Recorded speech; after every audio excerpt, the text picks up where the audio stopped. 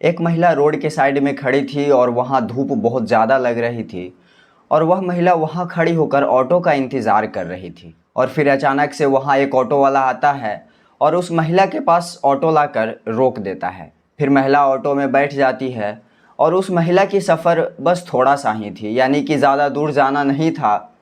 और उस बीच में ऑटो वाले और उस महिला से कुछ बातचीत होती है और वो बातचीत इतना ज़्यादा बढ़ जाती है कि उन दोनों के बीच शिद्दत वाला प्यार हो जाता है। महिला शादीशुदा थी, लेकिन वह ऑटो वाला से इतना ज़्यादा जान पहचान हो जाता है कि वह ऑटो वाले के साथ मिलकर अपने पति की मारने की साजिश रच देती है। लेकिन ये छोटी सी जान पहचान से मोहब्बत तक ये कहानी कैसे पहुंची? और बड़ा सवाल ये है कि आखिर उसके पति में ऐसा कौन सी कमी थी जो उसने एक ऑटो वाले से प्यार कर बैठी, और उसके पति में ऐसा कौन सी कमी थी जो एक ऑटो वाले से प्यार होने पर अपने ही पति, यानी वह जिसके साथ कई सालों तक रही थी, ज़िंदगी भर उसके साथ जीने मरने की कस्में खाई थी, शादी की थी और उसके साथ एक पवित्र रिश्ता भी था, वो सब टूट गया। तो चलिए देखते हैं और जानते हैं पूरा मामला। तो वीडियो में बने रहिएगा और वीडियो को लास्ट तक देखिएगा कि आखिर क्या था पूरा मामला। तो नमस्कार दोस्तों, मेरा नाम है मुकुल, आप देख रहे हैं क्राइम हिस्ट्री के एक नए एपिसोड में। तो दोस्तों, आज की जो यह सच्ची घटना मैं आपको सुनाने जा रहा हूँ, दरअसल यह सच्ची घटना है उत्तर प्रदेश के मिर्ज़ापुर की, जहाँ पर 14 जुलाई 2023 की सुबह उत्तर प्रदेश में अजहल घाट एक जगह है। वहाँ के लोग जैसे ही रोड पर निकलते हैं तो देखते हैं कि रोड पर एक बाइक पड़ी हुई है और वहीं पर एक शख्स पड़ा हुआ है और उसके पास बहुत सारा ब्लड गिरा हुआ है। और उस शख्स को देखकर ऐसा लगा कि उसकी जो गर्दन है उस पर किसी ने गोली मारी है, उसकी हत्या कर दी है। फिर फ़ौरन जो वहाँ के लोग थे वह अदलहाट थाने में फ़ोन करते हैं, पुलिस को सूचना देते हैं और पुलिस वहां मौके पर पहुंचती है और लाश को उठाकर सबसे पहले पोस्टमार्टम के लिए भेज देती है। लेकिन दूसरी तरफ पुलिस देखती है कि आखिर यह शख्स कौन है, इसकी हत्या कैसे हुई है और इसकी हत्या किसने करवाई है। और ये हत्या गोली मारकर की गई थी और ऐसा लग रहा था कि रात के टाइम ये हत्या की गई थी। रात से लेकर सुबह तक वह शख्स वहीं पर पड़ा रहता है। पुलिस को सबके पास फ़ोन मिलता है और उसके पास आधार कार्ड भी मिलता है। पुलिस फिर उसको अपने अंडर में लेता है और फिर उसकी पहचान होती है कि जो शख्स है मरने वाला, उसकी उम्र 30 साल है और उस शख्स का नाम हरीश चंद है और वह शख्स यहीं के पास के रहने वाला है। फिर पुलिस के एक टीम उसके घर पहुंचती है और उसके घर पहुंचकर देखती है तो उसके घर के अंदर एक महिला मिलती है। और जब पुलिस उस महिला से बात करती है तो वह महिला अपना नाम रीता देवी बताती है। वह पुलिस को बताती है कि वह हरीश चंद्र की पत्नी है। और जैसे ही वह रीता देवी यह बताती है हरीश चंद्र की पत्नी है, पुलिस जैसे ही रीता देवी को बताती है कि आपके पति को किसी ने गोली मारकर हत्या कर दी है। जब आपके पति रात को घर वापस आ रहे थे तो आपके पति को किसी ने हत्या कर दी है। जब यह बात महिला सुनती है तो वह दहाड़ मारकर रोने लगती है, बिलखने लगती है।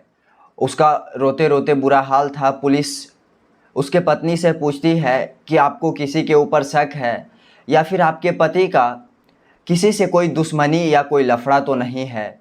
लेकिन महिला की इतना ज़्यादा स्थिति खराब थी कि वह बताने की स्थिति में नहीं थी। उसकी पत्नी लगातार रोई जा रही थी। इसीलिए पुलिस सबसे पहले पता करती है कि उसके पति की लास्ट बार किससे बात हुई थी। तो पुलिस को पता चलता है कि लास्ट बार हरीश चंद्र वह अपने पत्नी से बातचीत किया था। हरीश चंद्र बिल्डिंग का काम करता था और उस दिन भी रात को वहीं के पास वाले गांव में एक मकान के अंदर बिल्डिंग का काम कर रहा था। और देर रात वह बिल्डिंग का काम करके वह अपनी बाइक से अपने घर जा रहा था, लेकिन उसके पास कुछ अज्ञात लोग आकर उसको गोली मार दी। पुलिस पूरी तरह से जांच पड़ताल शुरू कर रही थी, तभी पुलिस को पता चलता है कि वहाँ से बिल्डिंग का काम करने के बाद हरीश चंद्र निकला था। उसने अपनी पत्नी से बात की थी। तो पुलिस हरीश चंद्र के पत्नी से पूछती है कि वह तुम्हारा पति जब वहाँ से निकला था तो तुम्हारी क्या बातचीत हुई थी। तो पत्नी बोलती है कि वह सिर्फ हमसे ये बताए थे कि वहाँ से काम करके वह निकल गए हैं, घर आ रहा हूँ। फिर यह बात सुनते ही पुलिस को लगा था कि उसके साथ लूटपाट करने के बाद उसकी हत्या कर दी होगी। लेकिन बड़ा सवाल यह है कि उस हरिश्चंद्र से कोई लूटपाट नहीं की गई थी।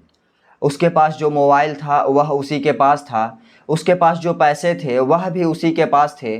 पुलिस ने बरामद की थी और हरिश्चंद्र को देखने के बाद ऐसा लग रहा था कि कोई दुश्मनी के कारण उसकी हत्या की है। और थोड़े बहुत पुलिस को शक उसके पत्नी पर भी होता है, जिसका नाम होता है रीता देवी। जब पुलिस रीता देवी के फ़ोन का कॉल डिटेल्स चेक करती है तो वह रीता देवी एक शख्स से लगातार बातचीत कर रही थी और वह शख्स का नाम होता है सतीश कुमार, जो पेशे से ऑटो ड्राइवर था। और जब रीता देवी वह अपने पति से बात की थी तो उसके थोड़े देर पहले ही उसी सतीश से भी बात हुई थी और उसकी बात सतीश से लगातार हो रही थी। फिर पुलिस समझ जाती है कि ज़रूर इसमें रीता देवी का हाथ है और फिर पुलिस सतीश को गिरफ्तार करती है और पुलिस सतीश से पूछताछ करती है कि आखिर उस रात रीता देवी से क्या बातचीत हुई थी, क्या मामला है। और दूसरी तरफ रीता देवी को भी गिरफ्तार कर लिया जाता है। फिर पुलिस जब दोनों से सख्ती से पूछताछ करती है तो रीता देवी बताती है कि आज से 4 महीना पहले जब वह अपने घर की तरफ आ रही थी तो उसकी मुलाकात एक ऑटो ड्राइवर यानी सतीश से हुई थी। फिर वह ऑटो में बैठकर घर आती है, उसी में एक दोनों की पहचान होती है। और फिर सतीश उससे बोलता है कि तुम्हें अगर कहीं दोबारा ऑटो में जाने की ज़रूरत हो तो तुम मुझे फ़ोन करना, ऐसे कभी धूप में खड़ा मत होना जैसे तुम आज धूप में खड़ी हुई थी। हम दोनों एक दूसरे को नंबर देते हैं। फिर सतीश अक्सर मेरे पास कॉल किया करता था। फिर हम दोनों की एक दूसरे से दोस्ती हो जाती है। फिर फालतू टाइम में हम दोनों को एक दूसरे से लगातार बातचीत होते रहती थी। फिर हम दोनों के साथ एक दूसरे से प्यार हो जाता है। लेकिन इसी बीच जो मेरे पति हरिश्चंद्र थे वह घर में ही थे और जब सतीश का कॉल आता है तो वह देख लेते हैं और कुछ लोग उन्हें बताते हैं कि तुम्हारी पत्नी को एक ऑटो ड्राइवर छोड़ने आता है और अक्सर तुम्हारी बीवी को घर से लेने भी आता है। और यही बात सुनकर हमारे पति को पता चल जाता है कि हमारी प्रेम कहानी एक ऑटो ड्राइवर के साथ चल रही है। तो वह मेरा घर से निकलना, बाहर जाना बंद कर देते हैं और इसी दौरान हम दोनों की लड़ाई अक्सर होते रहती है कि मुझे इस तरह से जेल में रहना पसंद नहीं है। और मैं सतीश को फ़ोन करती हूँ और उसे बोलती हूँ कि मैं तुमसे शादी करना चाहती हूँ, मैं तुमसे प्यार करती हूँ। फिर सतीश उससे बोलता है कि मैं भी तुमसे प्यार करती हूँ और ऐसा करते हैं कि तुम्हारे पति को उस रास्ते से हटा देते हैं।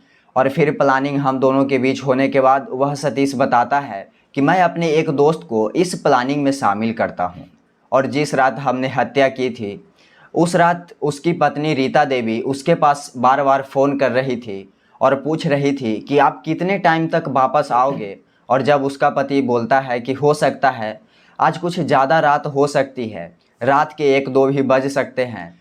फिर रीता देवी सतीश को फ़ोन करती है और बोलती है कि वह रात को आएंगे, एकदम सही समय है उनको हत्या करने की। और जैसे ही यह बात सतीश सुनता है तो सतीश एक तमंचा लेकर गांव से जो नदी क्रॉस होता है वह अपने दोस्त के साथ वहीं पर बैठ जाता है। और जब सामने से हरिश्चंद्र आता हुआ दिखता है तो वह सतीश उसके गाड़ी को रोककर उसके गले पर गोली मार देता है और इसी बीच उसकी जान चली जाती है। और पुलिस यह सब बात सुनने के बाद उन तीनों को जेल भेज देती है।